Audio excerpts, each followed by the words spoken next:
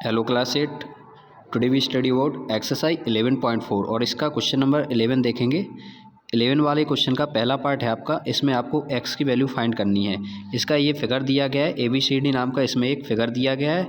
इसमें x की value find करने के लिए आप क्या करेंगे, सबसे पहले आपको ये देखना है कि जो 80 डिग्री दिया गया है, ये जो एंगल है इसका अगर वर्टिकली अपोजिट एंगल देखा जाए, यानी 80 डिग्री के वर्टिकली अपोजिट एंगल्स कौन सा हो जाएगा, इसका वर्टिकली अपोजिट एंगल हो जाएगा ये वाला एंगल। यानी अगर ये वाला 80 डिग्री है तो इसका वर्टिकली अपोजिट में भी कितना हो जाएगा, 80 डिग्री होगा। तो यहाँ से तो जो इसके साथ साथ अगर यहाँ पे इसको O का नाम दे दिया जाए तो ये हो जाएगा, एक ट्राइंगल बन जाएगा यहाँ पे। तो BOM, यानी ये BOM नाम का एक ट्राइंगल यहाँ पे बन सकता है। BOM, ये ट्राइंगल बन गया यहाँ पे BOM। इस BOM में आपको ये देखना है कि कौन कौन सी आपको वैल्यू दी गई हैं। तो वैल्यू तो एक तो O की तुरंत यहाँ से निकल आएगी वर्टिकली अपोजिट से, ये 80 डिग्री हो जाएगा। B की वैल्यू यहाँ पे दी नहीं गई है, तो B की वैल्यू में अगर आप देखेंगे तो यहाँ पे 90 डिग्री का एंगल बन रहा है, यानी B पर 90 डिग्री का एंगल बन रहा है। तो B पर 90 डिग्री का एंगल तो बन रहा है, बट हो क्या रहा है, यहाँ पे जो DB लाइन है, DB लाइन इसको क्या कर रही है, टू एंगल्स में डिवाइड कर रही है। 90 डिग्री तो ये B पूरा है, बट यहाँ पे अगर आप देखेंगे तो ये टू पार्ट में यहाँ पे क्या हो रहा है, डिवाइड हो रहा है, यानी टू एंगल्स में डिवाइड हो रहा। तो एक हो जाएगा कितने का, 45 का हो जाएगा।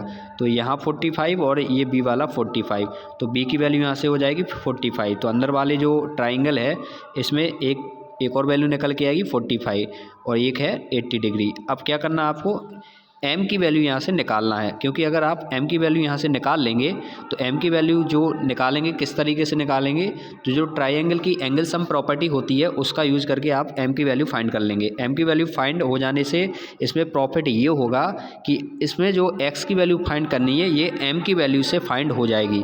कैसे हो जाएगी, क्योंकि X और M ये दोनों क्या है, लीनियर पेयर बना रहे हैं। लीनियर पेयर जो होते हैं वो 180 डिग्री होते हैं, यानी सप्लीमेंट्री होते हैं। तो अगर इसमें M की वैल्यू फाइंड हो जाती है तो M की वैल्यू से X की वैल्यू भी क्या हो जाएगी, फाइंड हो जाएगी। तो M की वैल्यू फाइंड करना भी बहुत आसान है, क्योंकि हमें दो वैल्यू यहाँ पे दी गई हैं। यहाँ पे टू वैल्यू आपको दी गई हैं, एक तो यहाँ पे O की वैल्यू भी दी गई है, यहाँ पे B की वैल्यू 45 है, क्योंकि 90 तो होल पूरा दिया गया है, उसका हाफ हो जाएगा, अंदर वाला ये 45 हो जाएगा। और M की वैल्यू फाइंड करना तो इसमें यूज करेंगे एंगल सम प्रॉपर्टी। इसका सॉल्यूशन भी आप देखिए किस तरीके से आप इसको सॉल्व करेंगे।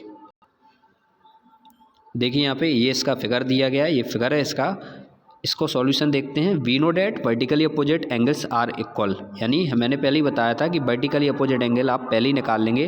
तो ये O वाला भी क्या हो जाएगा, 80 डिग्री हो जाएगा। Angle O equal to angle O, यानी 80 डिग्री इक्वल टू 80 डिग्री, क्योंकि इसको भी O माना जाएगा और नीचे वाला भी O है, क्योंकि O को हमने क्या है, इसका सेंटर इसका माना हुआ है, यानी जहाँ पे ये ज्वाइन हो रहे हैं सभी, तो यहाँ पे हमने O को सेंटर मान के रखा है। तो यहाँ पे 80 डिग्री इसका O का वैल्यू हो जाएगा। इसके बाद मैंने बताया था आपको सेकंड में कि B पे 90 डिग्री का एंगल बन रहा है, तो angle B is a right angle but divided in two equal angle.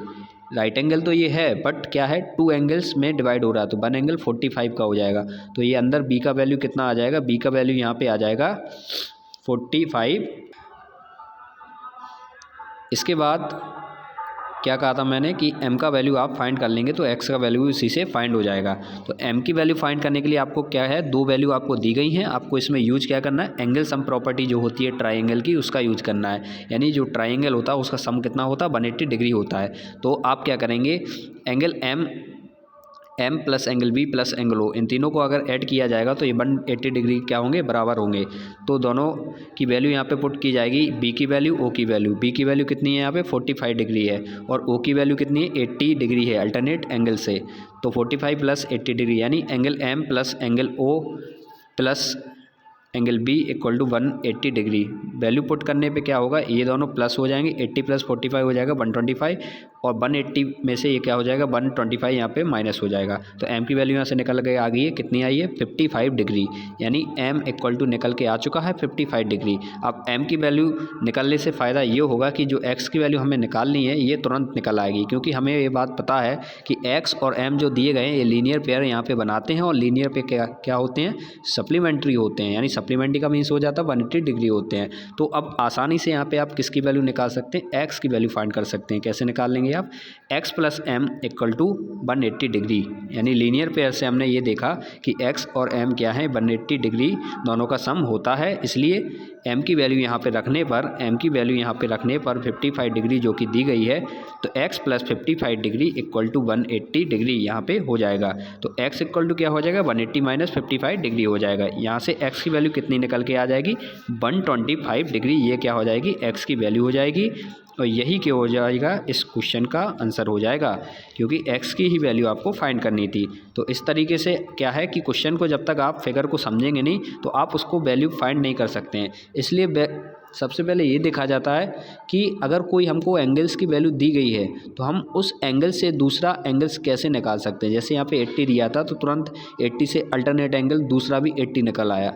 यहाँ पे बी को हमने 90 बना लिया था, नहीं दिया गया फिर भी यहाँ पे 90 डिग्री बन रहा है, इसलिए बना है क्योंकि यहाँ पे भी 90 बनेगा ये तो इस तरीके से आप क्या कर सकते हैं, एक्स की वैल्यू फाइंड कर सकते हैं। तो ये था क्वेश्चन नंबर 11 का ए वाला पार्ट।